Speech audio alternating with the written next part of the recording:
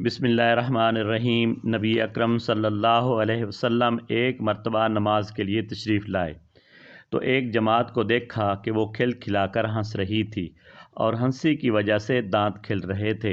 हजूर अक़दस सल्लल्लाहु अलैहि वसल्लम ने इरशाद फरमाया कि अगर मौत को कसरत से याद किया करो तो जो हालत मैं देख रहा हूँ वो पैदा ना हो, लिहाजा मौत को कसरत से याद किया करो।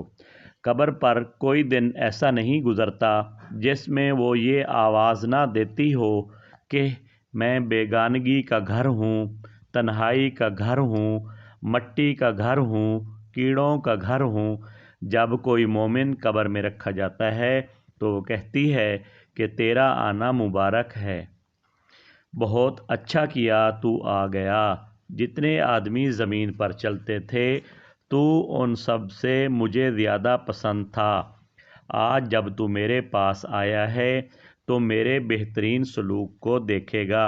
उसके बाद वो कब्र जहाँ तक मुर्दे की नज़र पहुँच सके वहाँ तक वसी हो जाती है और एक दरवाज़ा उसमें जन्नत का खुल जाता है, जिससे वहाँ की हवा और खुशबुएँ उसको आती रहती हैं।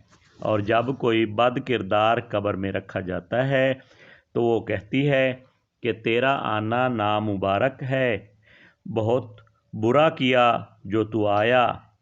ज़मीन पर जितने आदमी चलते थे उन सब में तुझ ही से मुझे ज़्यादा नफ़रत थी। आज जब तू मेरे हवाला हुआ है मेरे बर्ताव को भी देख लेगा। उसके बाद वो इस तरह से उसको दबाती है कि पसलियाँ आपस में एक दूसरे में घुस जाती हैं और 70 अजदहे उस पर ऐसे मुसल्लत हो जाते हैं कि अगर एक भी ज़मीन पर फूंकार मारे तो उसके असर से ज़मीन पर घास तक बाकी ना रहे। वो उसको क़यामत तक डसते रहते हैं। उसके बाद हजूर अक़दस सल्लल्लाहु अलैहि वसल्लम ने इरशाद फरमाया कि कब्र या जन्नत का एक बाग है या जहन्नम का एक गड्ढा है। अल्लाह का खौफ बड़ी ज़रूरी और अहम चीज़ है। यही वजह है कि हजूर अक़दस सल्लल्लाहु अलैहि वसल्लम अक्सर किसी गहरी सोच में रहते थे और मौत का याद करना उसके लिए मुफीद है।